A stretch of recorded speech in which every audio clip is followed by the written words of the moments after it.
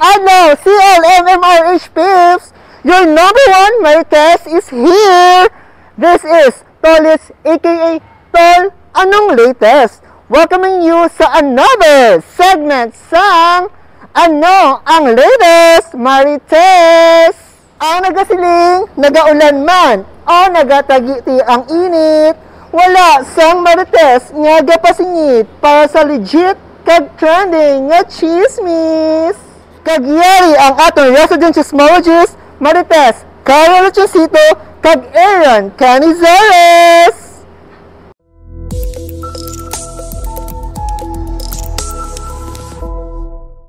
Hello! Maayong ugto, Silver H. Pips! And thank you, Tolets Elaine, and hello, Tolets Aaron. Bawdaw kadasig lang, we are already on our 9th episode. Mayong atig palanyaga sa aton mga kamarites diri sa CLMMRH. Hello, Maring Karen. It's good to see you. Yes. And we are now on our 9th episode. Kagyari namin kami subong nga nadala sa mga fresh nga factual chismis nga fresh pa sa fresh lumpia right at your doorsteps. And as a short recap, Tolets Aaron, ang aton 8th episode, tatlo ang aton nga guest. The beautiful Miss Ana Rose Mahilom, Mrs. Maria Eliaong, and of course, Dr. Kate Hison. Yes, correct ka niya, Maring Karen. And damo gid kita na learn about sa Prime HRM, employment processes, kang aton mga learning and development mechanisms in place diri sa aton nga institution. So we would like to give our shout out sa tanan nga members ng Prime HRM Committee, and most especially ang aton nga Papabol Medical Center Chief, Dr. Julius M.G. Lord. Yes, our ever-dynamic Medical Center Chief. And of course, shout out sa aton division heads and other organizational heads. And of course, sa tanan nga employees ng Corazon Locsin. So, Maring Karen, what is the latest for today? Tolets Aaron, ang aton topic subong, related manigihapon sa aton nga last topic. And again, this is very significant sa aton nga mga employee. And this time, it includes na gid sa aton pa premyo. Our PBB. You know what is PBB? Performance-Based Bonus is waiving. Yes! And for today, how many topics? Since we have two nga chismis, factual chismis to discuss this segment, so we will be having two guests. Wow! And of course, our two topics, it includes PMT, which means the Performance Management System, and of course, the praise. The praise on awards and incentives for service excellence. Ano ni ayhan sila? So hindi na natin pagpalawigon, we will introduce our two guests this afternoon. Yes, Maring Karen, and I am once again honored to introduce our guests too. Very honored to introduce our two guests for today's video. So allow me to introduce our first guest. Actually, she is not new diri sa aton. Yes, naka-guest na rin siya sa aton. And it's good that she is back with us. Kaya doon nahidlaw na ko ni Seiya mo.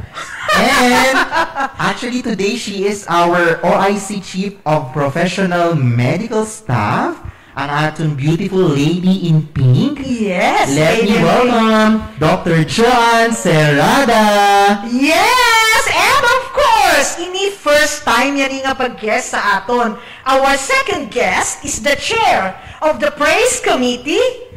She is Dr. Feris Marie Azonzi Julingo, or also known as Dr. Ted.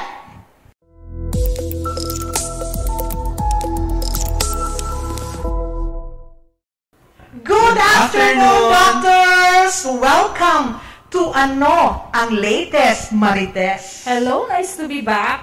Yes, Victoria. We are happy to have you again.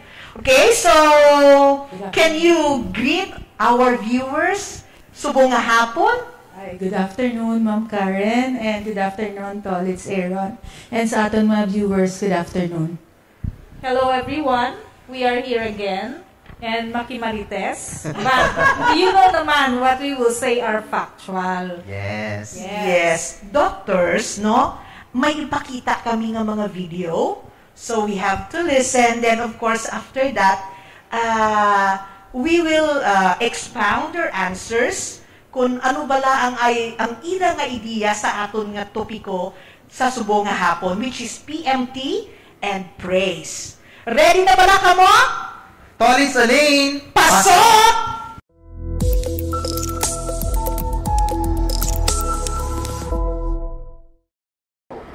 For the lago-lago, naman ang first one today, no? So, nagalibot-libot ako sa wards, kag maging pang random audit ako ng mga staff naton. So, here we go! What is SPMS? Strategic Performance Management System. What is SPMS? Strategic Performance Management System. Ma'am, what is SPMS? Strategic Performance Management System. Good morning. Yes. What is PMT and its function? Okay. PMT is Performance Management Team. So the function is they ensure that the performance of a certain team is at par.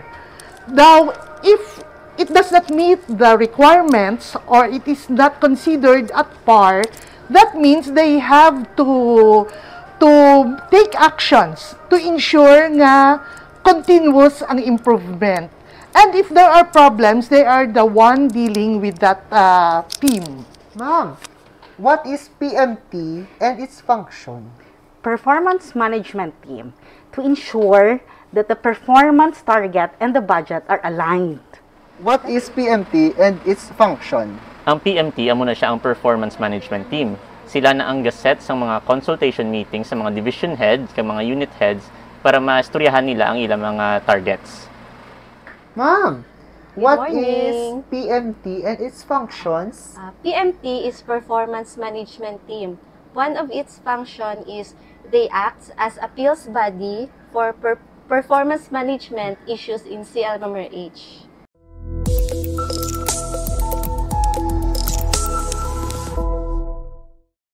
Thank you so much, Tolits Alain, and most especially Tolits Alain for maintaining your energy from episode 1 up to sa aton nga recent episode diri sa ano ang latest Marites. So I guess the first question, Dr. Joanne Serrada will give her opinions. And as you can see, Doc Joanne, nakita man naton ang sabat sang aton mga co-employees. So let us try to explore it. And are you ready for the questions? Kasi damo ni siya. Yes. Okay, Thank Doc, you. amo ni Thank siya. you. What is SPMS? What is PMT? And what are the functions of PMT? Thank you very much.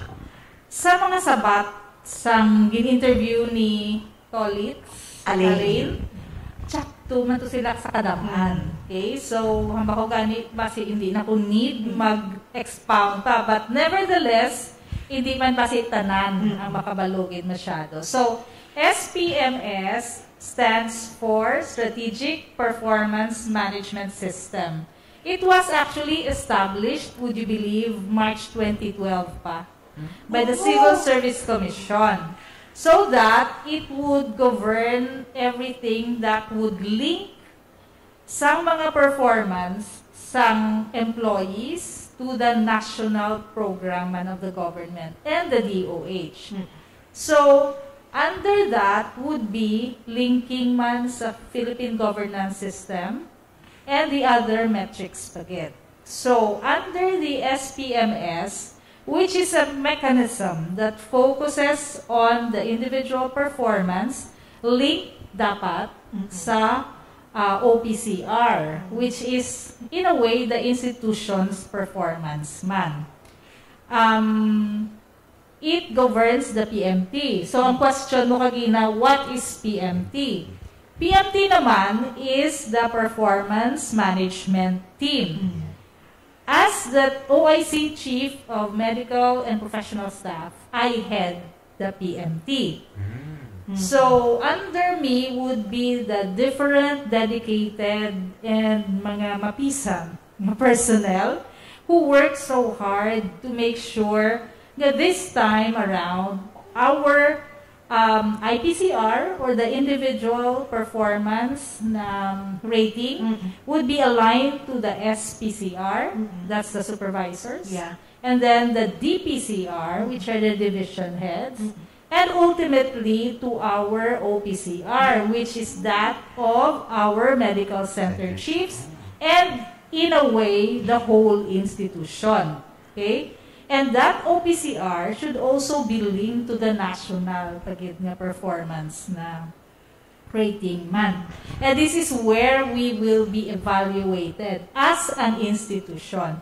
So, hindi ni siya nga daw lahog lang, nga palagpatan talang himuon, because aligned to this would also be where we will get our budget to be requested sa national.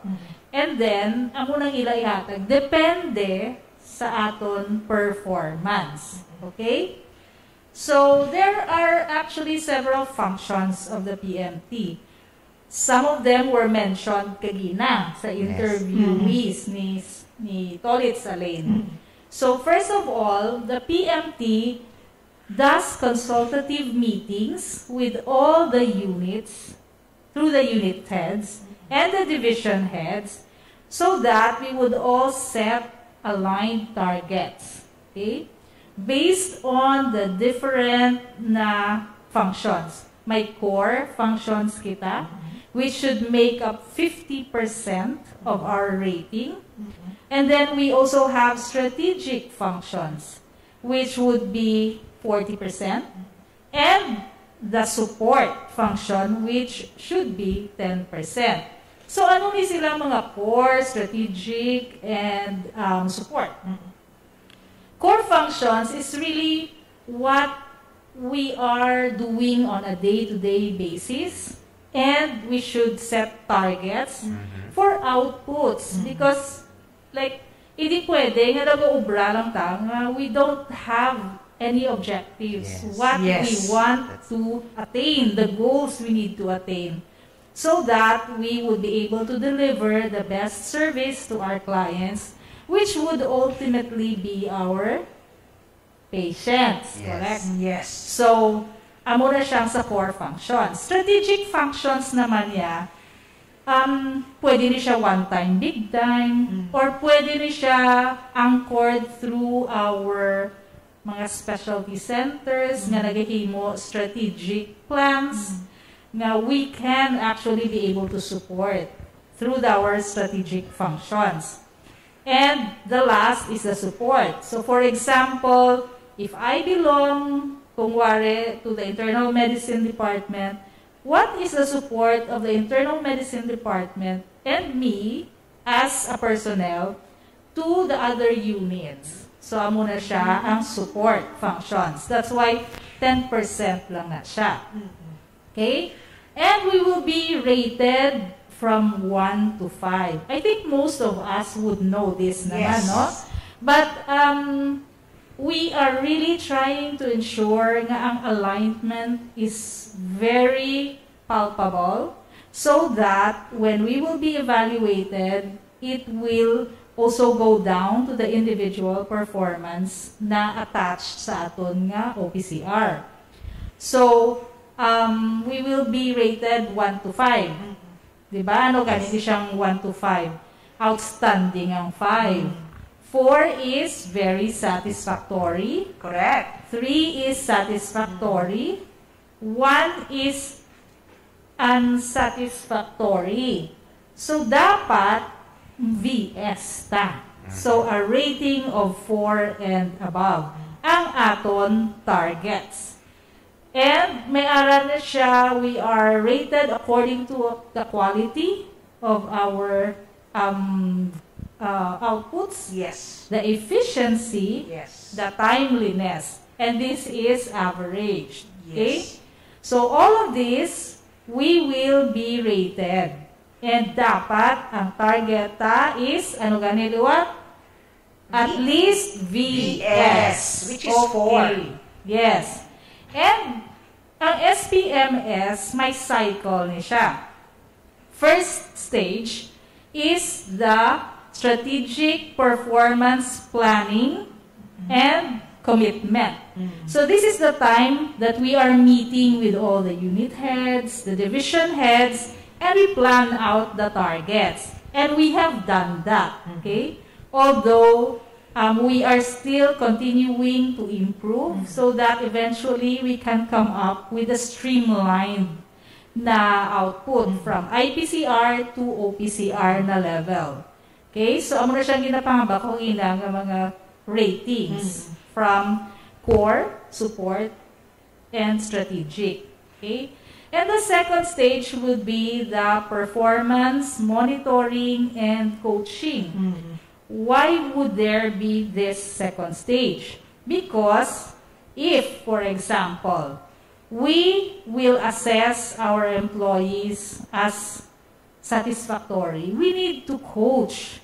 We need to coach our employees and give them capacity building so that they would attain the goal of at least a very satisfactory rating in the future na rating performance period. Okay? And how can we do that? Aside from coaching, we need to monitor the progress, and we also need to monitor the efficiency of our target setting and how we are doing it towards attainment of our goals. So this is with regards to the second stage. The third stage is the performance review and evaluation.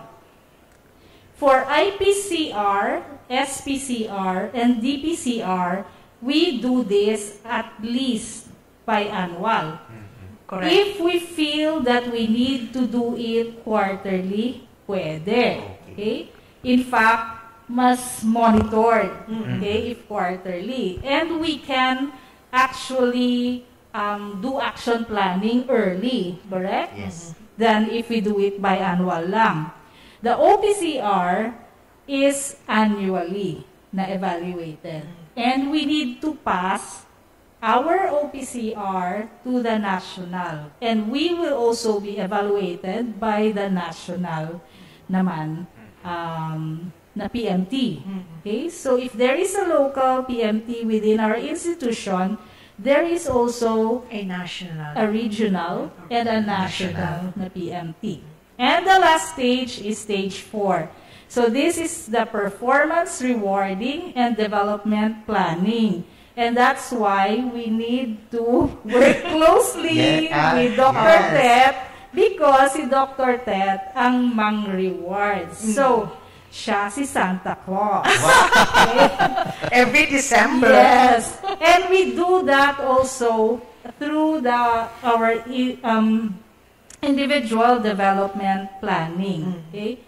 And whatever our output will be, Dr. Tet will be the one to evaluate if there are actually metrics that she can incorporate sa praise committee to judge which of our employees will be given the appropriate awards and acknowledgement of their very good or meritorious performance. So, di ba, from the start recruitment, galink ni siya tanan, until sa time na we can actually be able to address, coach, and ensure that our maybe not so good functioning individual or employees would be able to be eventually giving us better output.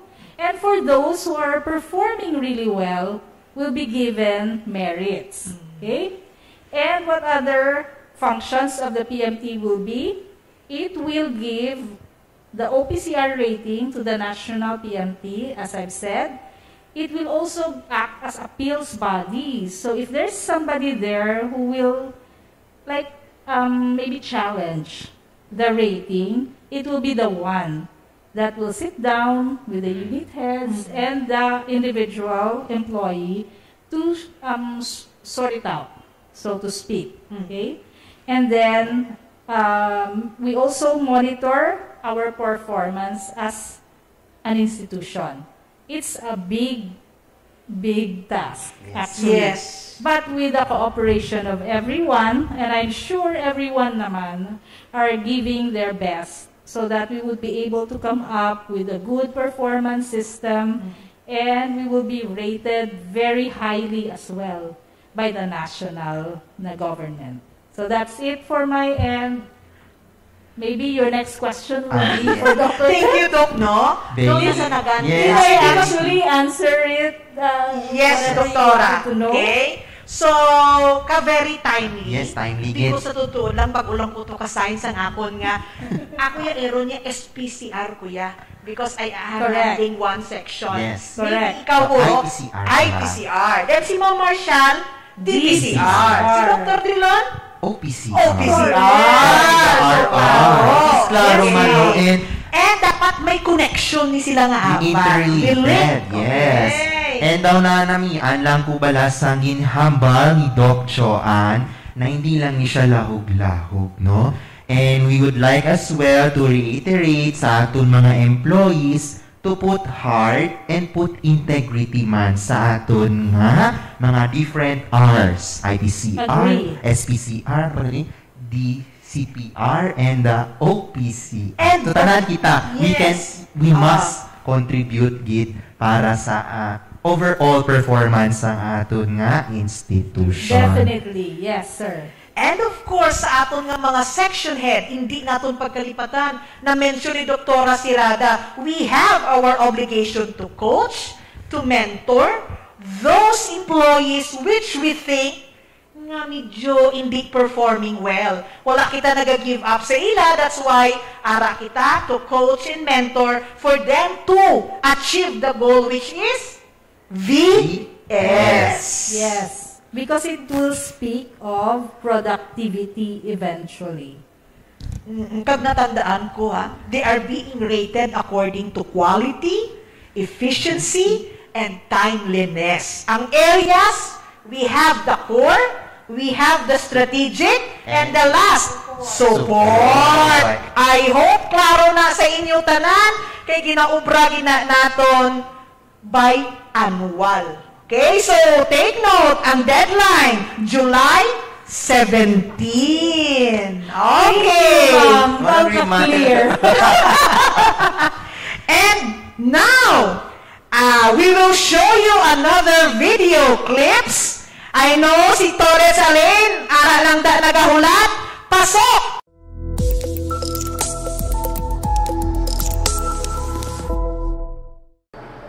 Thank you, mga Marites! For my last question, for that challenge naman ng first son, makutunta sila. Let's go! What is praise? Praise is program on awards and incentives for service excellence, or na siyang program nga ginahatag sa mga empleyado. Mga awards nga ginahatag sa mga empleyado. What is praise? Praise is program on awards and incentives for service excellence. And it implements the annual recognition and rewards for CLMMRH employees. What is praise? Program on awards and incentives for service excellence. Bali, sila na ang gatracks ang analyzes efficiency of rewards and recognition. What is praise? Program on awards and incentives for service excellence. Amo nang determine sang other types of awards to be granted.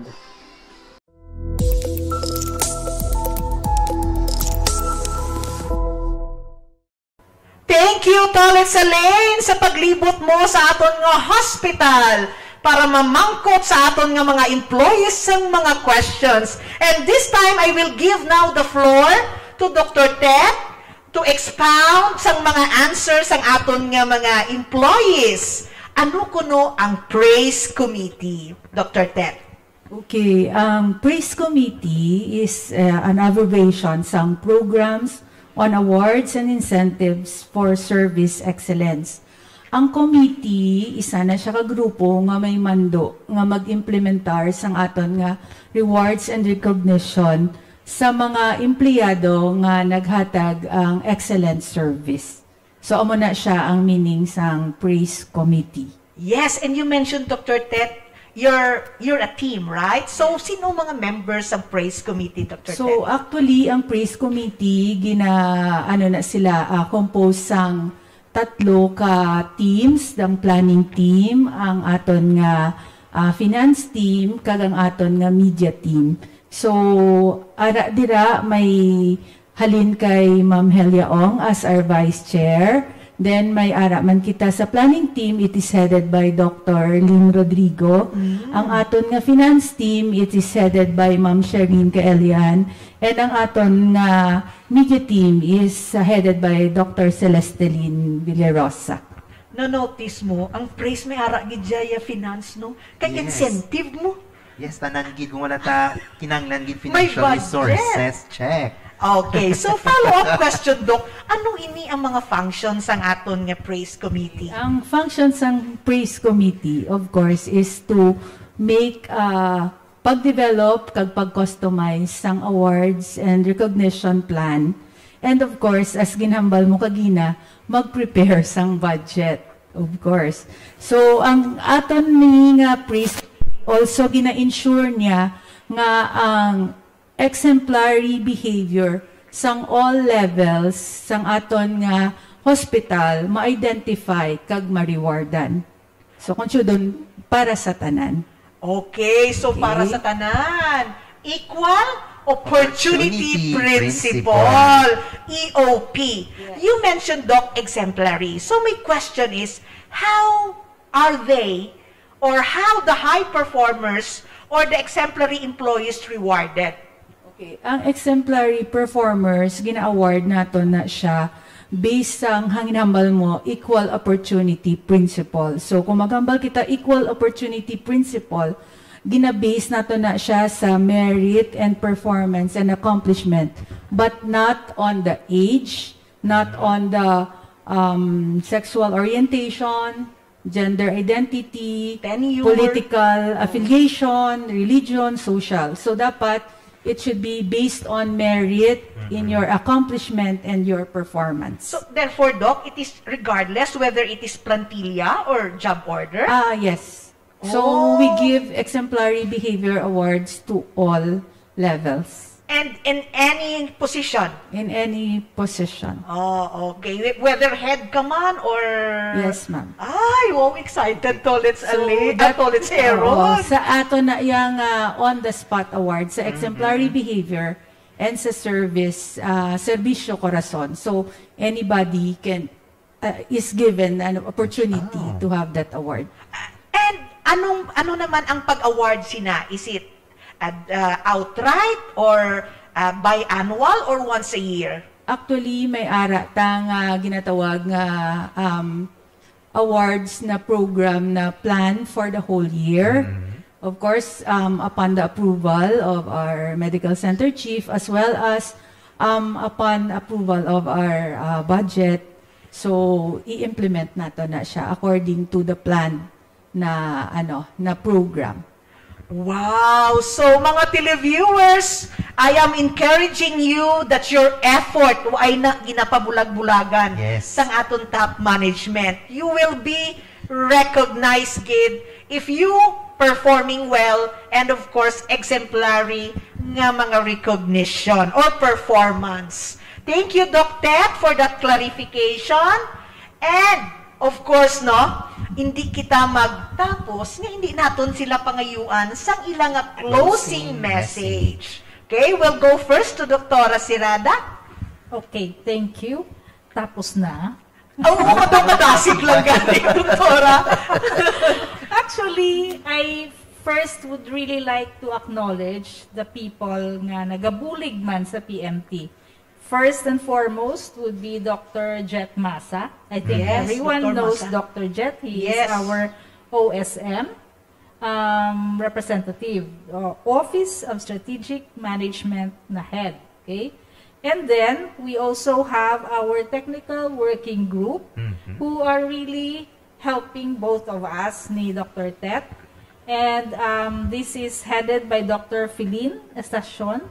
And recently, may addition kita sa planning officer, and that is Miss Karen Reales. So, they are all very helpful, and I think we were able to organize and systematize everything because of their efficiency and their help. So, thank you to them, and thank you to everyone nga hatag contributions so that we would eventually come up with a very good output.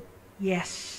Yes, that's it. Thank you very much. Okay, thank you, Doktora. Dokter? Okay, para naman sa praise committee, ginaagda ko ang tanan nga hindi maglipat nga mag-nominate sang inyong mga maayong empleyado sa inyo palibot. Kay because ginahataga nato na sila reward and recognition at the end of the year. So at the end of the year may ara kita individual awards nga ginapatigayon, and we will just post kung when na ang nomination and deliberation sang mga amo ng awards. Yes, okay. So thank you, Doc Sirada.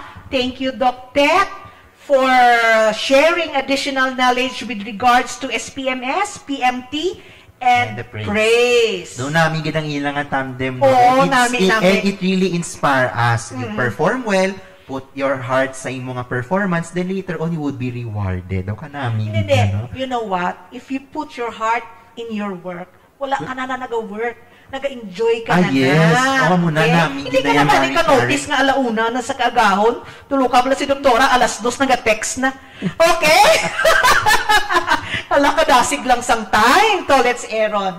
But with that, thank you once again, Dr. Joanne and Dr. Tet, for sharing your time with us. And of course, thank you as well to Tolits Aline and sa tanang nga production team diri sa aton nga Marites. And do not forget, antes kita ya magtakop, hindi tanan nga magina chismis, tsakto kag matuod. Kag, dali lang gid. Hindi ka mo magpati-pati sa mga huring-huring sa kilid-kilid, dito kita sa Certified Marites. And mga kamarites, always remember our 3 indicators antes kita magpati sa mga chismis. Number 1, dapat factual. Check! Number 2, dapat may evidence. Check! And dapat, dili lang ka mo mamati sa amon.